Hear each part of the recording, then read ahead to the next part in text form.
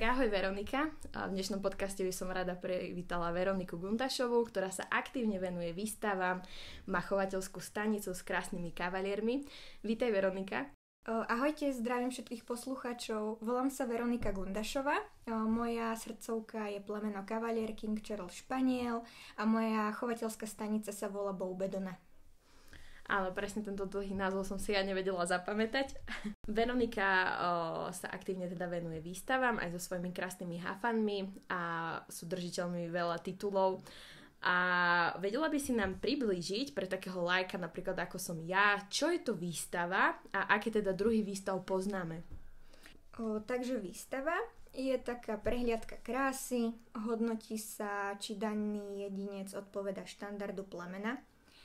Existujú teda rôzne typy výstav, napríklad oblastné, sú to výstavy väčšinou s menším počtom psov, klubové a špeciálne usporiadávajú chovateľské kluby. Tam nájdeme len konkrétne plemena, pre ktoré je výstava určená. Potom sú národné a medzinárodné, kde môžeme získať rôzne čakateľstva, napríklad na medzinárodný šampionát a potom ešte tam môžeme spomenúť, že sú európske a svetové. A ktoré je z týchto, lebo už tu vidím, že medzinárodné, európske, svetové, zúčastnila si sa na niektorých z týchto výstav? Pravidelne sa zúčastňujem výstav medzinárodných a klubových a sem tam nejakú tú oblastnú výstavu. Super. Asi keď človek chce, že nie je taký pokročilý, povedzme ako ty, taký profík, ale chce začať s takýmito výstavami, tak je to asi náročné na tú prípravu aj na všetko. Vedela by si nám možno približiť, ako začať, že si poviem, OK, chcela by som začať robiť výstavy. Čo by som mala preto urobiť? Ak chceme s výstavami začať, je vhodné sa na nejakú výstavu pozrieť najskôr bez psíka, aby sme videli, ako to na takej výstave funguje, čo sa v kruhu odohráva.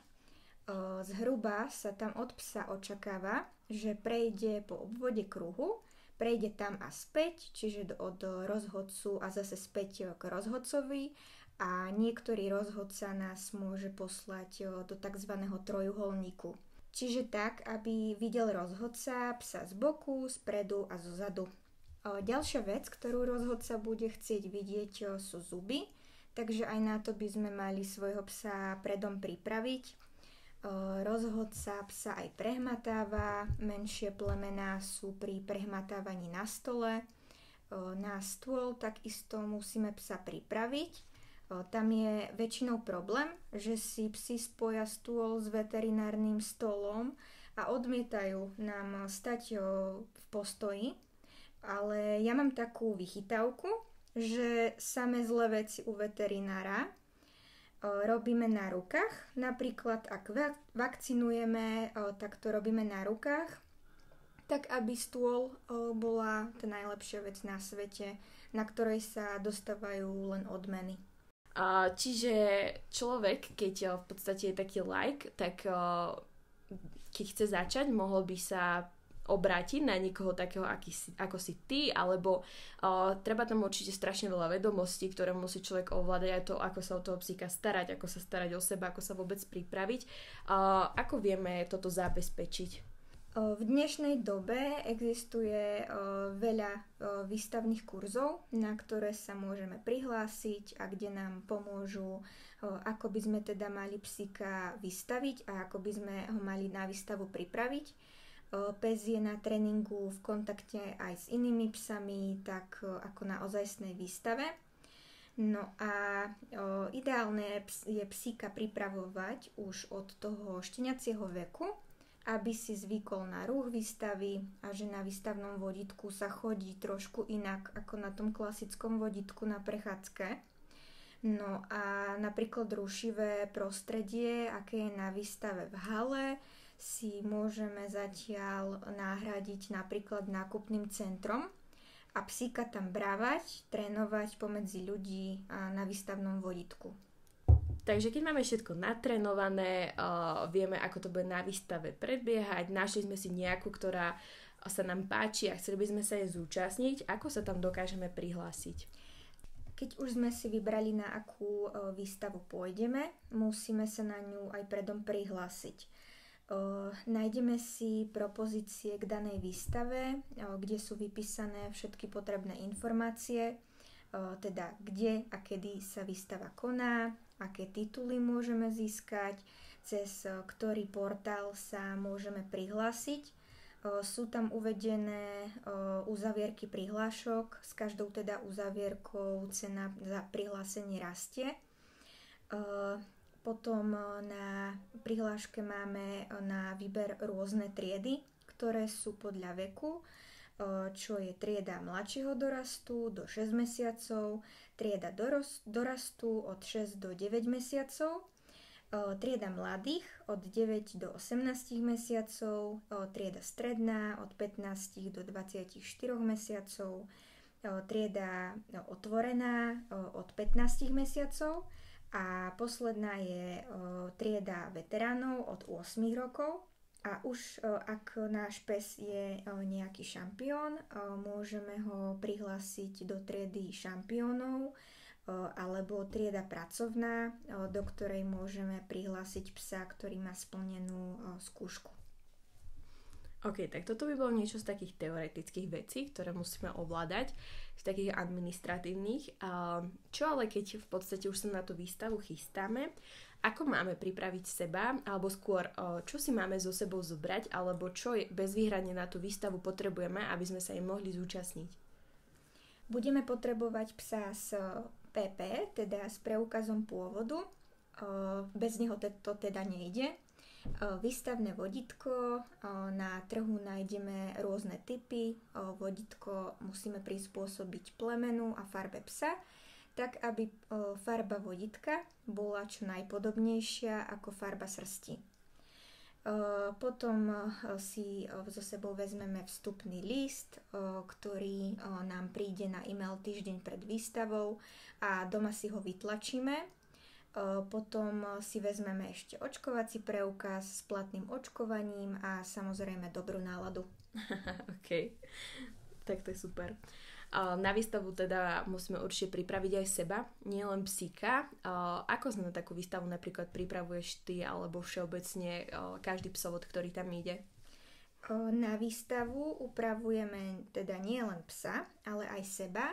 Mali by sme prísť pekne oblečení, dámy si môžu vziať nejaké sako alebo decentné šaty, páni si oblečú košeľu alebo oblek, tak aby sme sa v zvolenom oblečení dobre a hlavne pohodlne cítili. Farba oblečenia by mala byť iná ako farba srsti psa, aby pes vynikol. Mhm. Teraz si už v podstate máme toto všetko zmáknuté, vieme teoreticky, máme nacvičené, máme všetko, čo sme si mali so sebou priniesť a ocitneme sa na tej výstave. Ako to tam prebieha, pretože ty viem, že to... OK, náročný deň.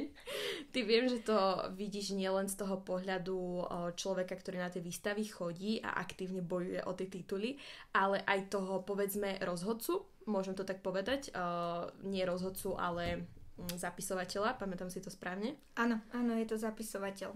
Tak povedala by si nám z týchto dvoch pohľadov, že ako tá výstava prebieha, keď si tam? Výstavy majú predom na stránke tzv.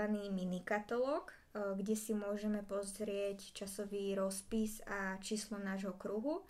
Naše číslo kruhu si na výstave nájdeme a môžeme sa usadiť niekde blízko kruhu a čakáme, kým vedúci kruhu zavolá naše číslo, ktoré je buď súčasťou vstupného listu, alebo niektoré výstavy ho vydávajú priamo na výstave.